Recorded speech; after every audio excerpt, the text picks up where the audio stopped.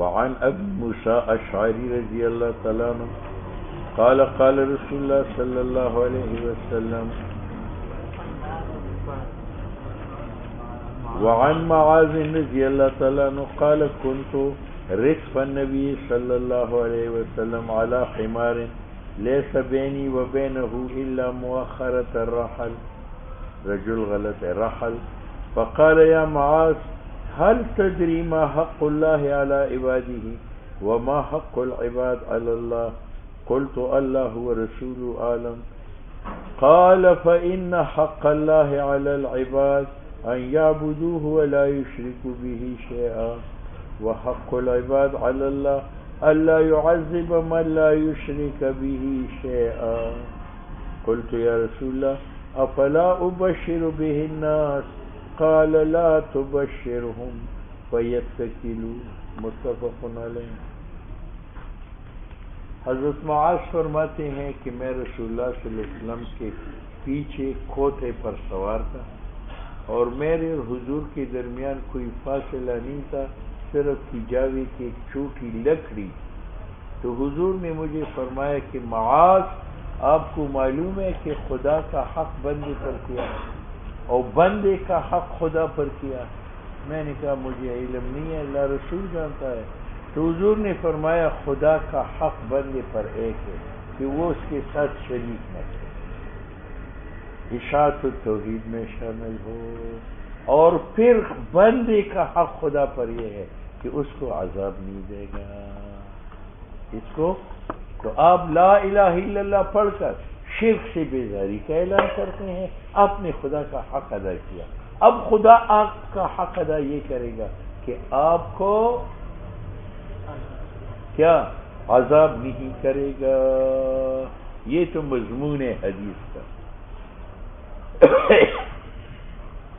وعن معاذ رضی اللہ تعالیٰ عنہ قال كنت ركب النبي صلی اللہ علیہ وسلم، میں سوار تھا پیچھے نبی علیہ السلام کے علی حمار کھوتے پر، لیس بینی و بینہ الا مؤخرۃ الرحل، نہیں تھا میرے اور حضور علیہ السلام کے درمیان مگر لکڑی کی جاوی کی.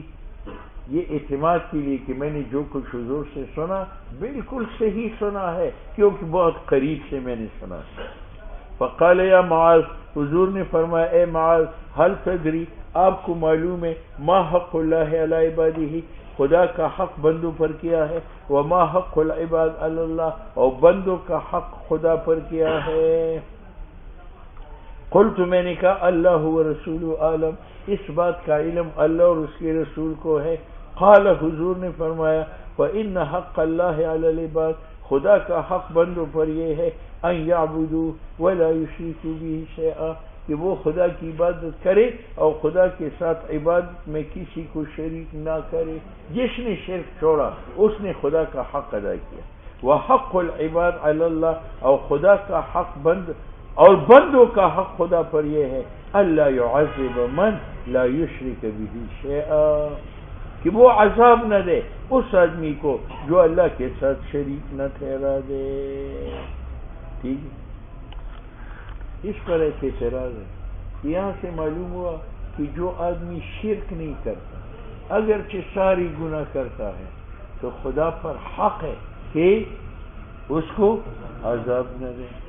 مگر دوسری حدیث میں ہے لا حق لمخلوق علی الخالق، مخلوق کا کوئی حق نہیں ہے کس کے اوپر؟ خالق کے اوپر. لا حق لمخلوق علی الخالق. اور آپ کو ہدایہ میں بھی آئے گا کہ ان الفاظ سے دعا مانگنی بھی مکروہ ہے. اللہم بحق فلان، اللہم بحق فلان. مخلوق کا حق نہیں ہے کس کے اوپر؟ خالق کے اوپر. خالق اگر تبلیغی کو جنت دیتا ہے تو یہ تبلیغی کا حق نہیں ہے، یہ تو خدا کا فضل ہے. اور خدا اگر گناہگار کو جو ہے وہ عذاب دیتا ہے تو یہ خدا پر حق نہیں ہے، بلکہ اس کا ظلم ہے جس کا وہ بدلہ دے رہا ہے. ٹھیک ہے، تو جنت دینی یہ فضل ہے، عذاب دینا یہ عدل ہے. نہ خدا پر عدل واجب ہے نہ خدا پر فضل واجب ہے. تو اس حدیث سے معلوم ہوا لا حق لمخلوق علی الخالق، اور یہاں یہ ہے کہ حق العباد علی اللہ اللہ يعذب. اس کا جواب یہ ہے کہ عذاب نہ دینے کو یہاں حق قرار دیا گیا، لیکن حق کی دو قسم ہیں، ایک حق وجوباً ہے اور ایک حق تفضلاً ہے۔ حق وجوباً یہ ہے کہ میں نے آپ کو 10 روپے ادھار دے دیے، یہ ان کی لوٹائی جو ہے یہ حق ہے وجوباً کہ آپ اس کو ادا کریں، اگر نہ کریں تو آپ مجرم ہیں۔ اور ایک حق تفضلاً ہے کہ میں نے آپ کو ادھار نہیں دیا، آپ ویسے مجھے 10 روپے دیتے ہیں، یہ آپ پر واجب ہے لیکن میری طرف سے نہیں ہے، آپ نے اپنی طرف سے اپنی اوپر واجب کیا ہے۔ تو یہاں جو آیا ہے کہ بندوں کا حق خدا پر ہے، یعنی تفضلاً یعنی من جانب اللہ، اور وہاں جو آیا ہے لا حق لمخلوق الا الخالق، یعنی حق وجوباً بندوں کی طرف سے خدا پر حق نہیں ہے۔ بات سمجھ میں؟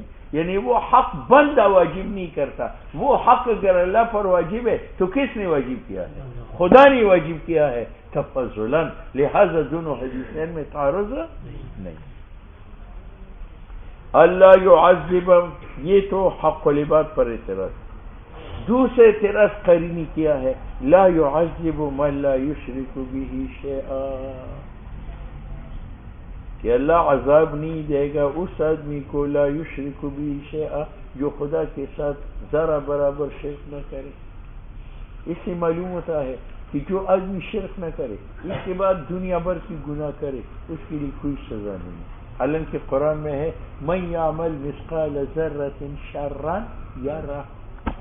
وہاں معلوم ہوتا ہے کہ بد عمل اگر رائی کے دانے کے برابر بھی ہے اس کی سزا سامنے آ جائے گی۔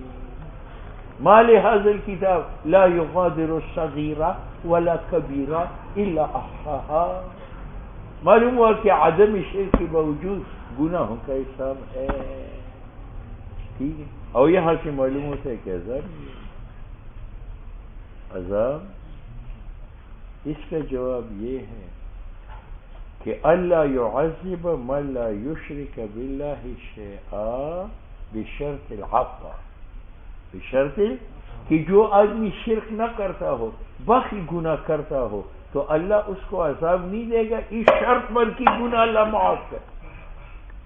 اور وہاں جو آیا ہے من یعمل مثقال ذرۃ شرا یرہ بشرط عدم العفو، کہ معاف نہ کرے، ٹھیک ہے۔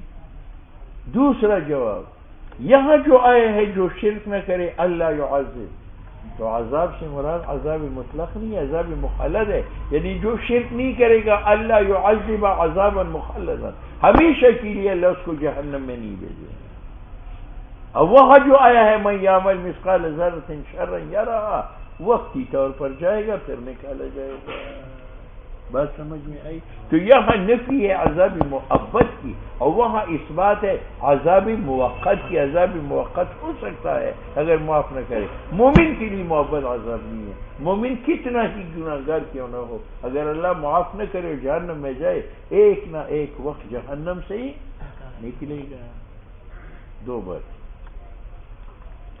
قلت، میں نے کہا یا رسول اللہ افلا ابشر بہ الناس، میں لوگوں کو یہ خوشخبری نہ سناؤں کہ بس شرک سے بچو تو جنت میں جاؤ گے؟ حضور فرمایا لا تبشر، لوگوں کو نہ بتاؤ، یتقوا، پھر وہ اعتماد لا الہ الا اللہ پر کریں گے اور کوئی گناہ نہیں چھوڑیں گے، کوئی کہ جب عدم شرک جو ہے وہ نجات کے ذریعہ ہے، بس وہ لا الہ الا اللہ پڑھ کر اسی پر یتقوا اعتماد کریں گے اور پھر اپنے دامن کو گناہوں سے نہیں بچائیں گے۔ اسی طرح خوفزدہ چھوڑو تاکہ وہ شرک کی طرح باقی گناہوں سے بھی اپنے آپ کو بچائے، ٹھیک ہے۔ یہاں دو اعتراض ہیں، ایک یہ کہ حضرت معاذ نے جب کہا کہ افلا ابشر، میں لوگوں کو نہ بتاؤں، تو حضور نے کیا فرمایا، بتاؤ یا نہ بتاؤ؟ نہ بتاؤ۔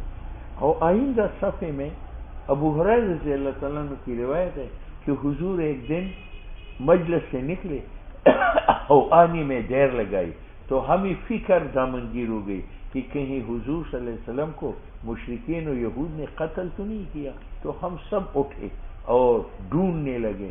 تو ابو ہریرہ فرماتے ہیں کہ باغ تھا، اس کے ارد گرد دیوار تھی، اس میں ایک سوراخ تھا، میں سوراخ کے اندر گھسا، دیکھا حضور تشریف فرماتے۔ میں نے یہ سارا قصہ بیان کیا. حضور نے فرمایا میرے یہ 2 جوتے لے لیں اور باہر دیکھو جو صحابی آپ کو ملے اور وہ اقرار کرے لا الہ الا اللہ فبشر ہو بالجنہ، اس کو جنت کی. تو دیکھو وہاں لا الہ الا اللہ پڑھنے والے کو حضور نے فرمایا جنت کی بشارت دو، اور یہاں فرمایا لا تبشرہم، جنت کی بشارت مت دو. تو یہ دونوں تعارض ہے یا نہیں؟ یہ آئندہ صفحے میں یہ حدیث ابو ہریرہ رضی اللہ تعالیٰ عنہ کے حوالے سے. قاری نے اس کا جواب دیا ہے کہ نبی علیہ السلام پر کبھی خدا کا خوف غالب ہوتا اور کبھی خدا سے امید غالب ہوتی. جب خوف غالب ہوتا تھا تو فرماتے تھے لا تبشرہم، یہ نہ کہو کہ لا الہ الا اللہ باعث نجات ہے، خوب محنت کر. اور جہاں خدا سے امید غالب ہوتی تھی وہاں فرماتے بس لا الہ الا اللہ پڑھو فبشر، لوگوں کو بتاؤ. تو یہ حالات مختلف تھے. ایک حالت میں لا تبشر ہے، یہ خوف کا عالم ہے، اور ایک میں بشر ہے، یہ امید کا ہے. بات سمجھ؟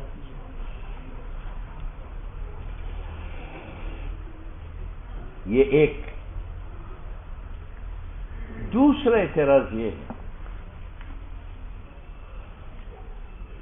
کہ جب حضرت معاذ کو نبی علیہ السلام نے منع فرمایا لا تبشرہم، میری یہ بات لوگوں تک نہ پہنچاؤ.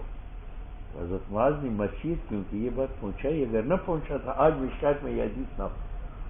معلوم ہوا اس نے بتا دیا، اس نے بتا دیا، اس نے بتا دیا، اس نے بتا دیا، آج تک یہ حدیث پہنچ رہی ہے اور قیامت تک جو ہے وہ چلی گئی.